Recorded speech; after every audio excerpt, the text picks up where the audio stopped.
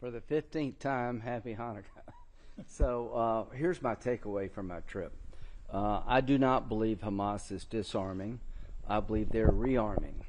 I do not believe they're interested in giving up power in Gaza. They're consolidating power. The bottom line is phase 2 is an aspiration that cannot be achieved, in my view. I'm sorry. You can't hear? You're out of the game. All right? That's okay. I want you to be successful. Yes. Happy Hanukkah. Hanukkah's going to be over by the time I get it. Happy post-Hanukkah. It's the first day after Hanukkah. I hope everybody enjoyed it. So anyway, so I met with the Prime Minister today. I met with the IDF intelligence officials from Israel. I met with our own military leaders over here. And here's my takeaway. While I celebrate the ceasefire, it was a major accomplishment. Having the hostages brought home was, in its own way, a miracle. 90 days after the ceasefire, Hamas is not disarming, they're rearming. 90 days after the ceasefire, they're consolidating power in Gaza, they're not giving it up. This is a problem. I do not believe it's possible to have a good outcome in Gaza with Hamas still armed. I don't believe you can develop part of Gaza and be successful if Hamas controls the other part of Gaza. So it's imperative we come up with a plan quickly, put Hamas on a time clock, give them a period of time to achieve the goal of disarmament, and if you don't, I would encourage President Trump to unleash Israel to go finish off Hamas. That's tough for our Israeli friends to hear. It's a long, brutal war, but you cannot be successful anywhere in the region until you deliver in dealing Hamas out of the future Gaza and disarming them. So I learned that today.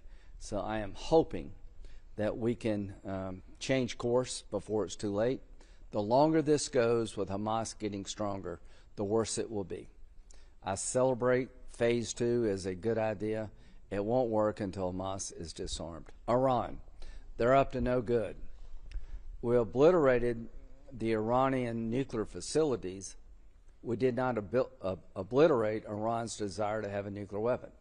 The regime hadn't changed at all. They still want to kill all the Jews, consider America the great Satan, and purify Islam. Are they regenerating their nuclear capability? Are they building more ballistic missiles that could hurt Europe and Israel? I don't know, but there's evidence that suggests they are. I would recommend, if there's credible evidence that Iran is going back into the enrichment business at other sites, that they're trying to build more ballistic missiles to terrorize Israel and maybe Europe, that we hit them before they can do that. The one thing I've learned about radical Islam, the only language it understands is force. So I am hopeful we can put Hamas on a time clock. The trend lines in Lebanon are, quite frankly, optimistic. The Lebanese government has decided to call for Hezbollah to disarm. If Hezbollah gave up their heavy weapons, that would be a godsend for Lebanon and the region. If Hezbollah refuses to give up their heavy weapons, down the road we should engage in military operations working with Lebanon, Israel, and the United States, where we fly with Israel, like we did with Iran, to take Hezbollah out.